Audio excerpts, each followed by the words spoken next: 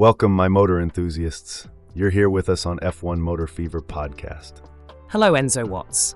I hear Sauber's making some changes. Indeed, they're facing a bit of a name shuffle thanks to some international gambling laws. So, we won't be hearing Stake F1 Team at every race then? That's right, they'll be adopting a different moniker in territories where Stake can't be promoted. What was the name they used last year? They went by Alfa Romeo F1 Team Stake and Alfa Romeo F1 Team Kick. Things will be quite different this year without Alfa Romeo in the mix. The distinction will be more noticeable for sure. Any idea what the alternative name will be? They'll be using the name Kick in countries where Stake is prohibited. And there's a new livery for the team as well, isn't there? Yes, they've unveiled a new green livery to go along with their name change. Exciting times ahead for Sauber. Any other significant change we should know of? Well, from 2026, they are set to become Audi's works team. Quite a transformation, wouldn't you agree? Absolutely. Sounds like we're in for quite a ride with Sauber this season. Well, hello again, my motor enthusiasts. If you're just tuning in, I'm Enzo, your guide to the fast-paced world of Formula One.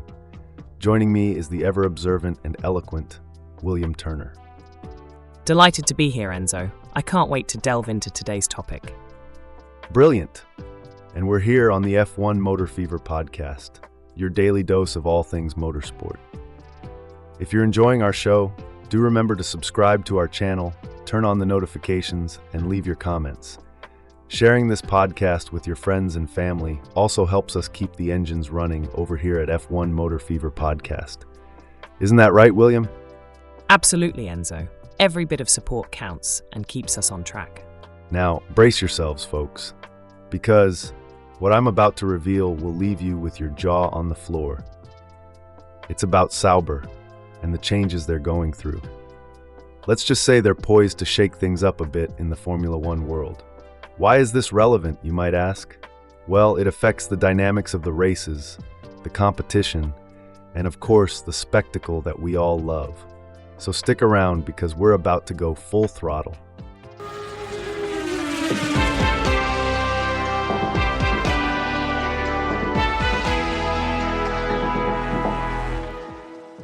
So, the name juggling act isn't entirely new for Sauber. They've had to adapt due to different countries' gambling laws before. Quite right. They previously alternated between Alfa Romeo F1 Team Stake and Alfa Romeo F1 Team Kick, depending on the race location. With Alfa Romeo now out of the picture, the difference between Stake F1 Team and its alternative is going to be much more noticeable. And we are yet to hear what this alternative name will be, aren't we? That's correct. An announcement is due soon. Wherever Stake is prohibited due to advertising restrictions on gambling, Kick will form part of their team name. And it's not just a name. They have a new look too, don't they? They certainly do. Sauber has revealed a new striking green livery to accompany its name change this year. But we shouldn't get too attached, I guess. No, not really. It might be short-lived, considering Sauber will become Audi's works team in 2026. So quite the transitional period for Sauber then. Indeed, it's a clear break from their previous branding, and all eyes will be on how these changes affect their performance on the track. Full throttle, as we always say.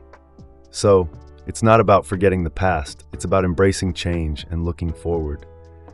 Sauber Group has been in Formula One for 32 years. It's a legacy that's not easily forgotten.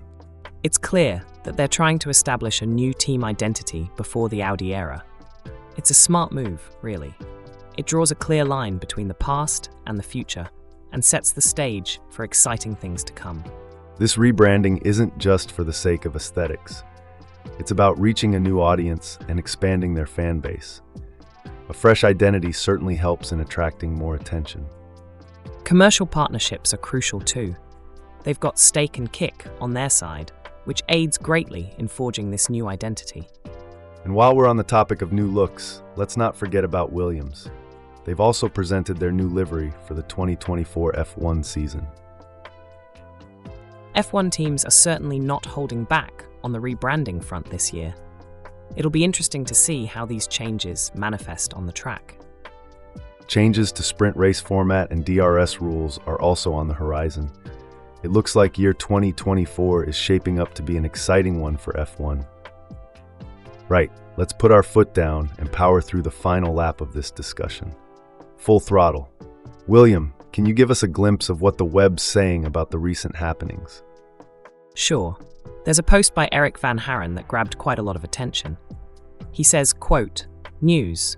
Red Bull has launched an independent investigation after allegations of inappropriate behavior by team boss Christian Horner. The company confirmed this after questions from De Telegraph. We take this very seriously. Horner himself denies it," unquote. Oh, interesting. What's the online crowd saying about it? Well, Golden Sandpaper 9 quips, quote, "Remember when this off-season was supposed to be quiet," unquote. Visionary Socialist adds in some humor, quote, "Newey has locked himself in his office since December to avoid all the drama. I heard he had found a way to get the X2010 to comply with the regulations using a flexible ruler and a pen he borrowed from reception," unquote. Ha!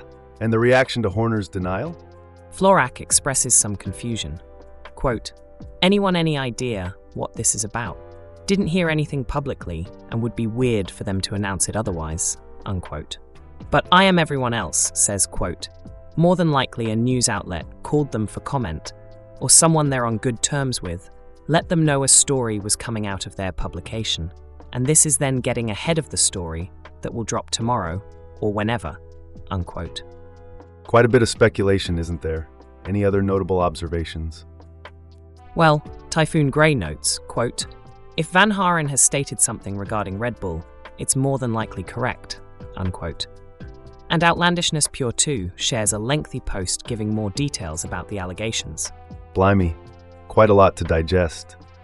It's a sober reminder that away from the track, there's a whole other world in F1. Let's hope the matter is resolved fairly and swiftly. And that's the checkered flag on today's episode of F1 Motor Fever podcast. We've navigated the twists and turns of the latest F1 news and revelations. Thanks for joining us. If you've enjoyed our journey today, do consider subscribing and ringing that notification bell. It keeps you in the loop and helps us tremendously. And tell your fellow F1 fans about us over a pint, in your WhatsApp groups, on social media, wherever. Definitely. And do leave a comment if we've stirred up any thoughts or questions. We love hearing from you. And remember, we're here every single day, serving up all the latest from the fast-paced world of Formula One. We've got lots of exciting things lined up, so stay tuned. In the meantime, thank you all for being a wonderful audience. We genuinely look forward to having you with us in the next episode. Absolutely, folks. Couldn't have said it better myself, Enzo Watts. And remember, Henry, pedal to the metal, keep your gaze on the road. Our channel's content is pure gold.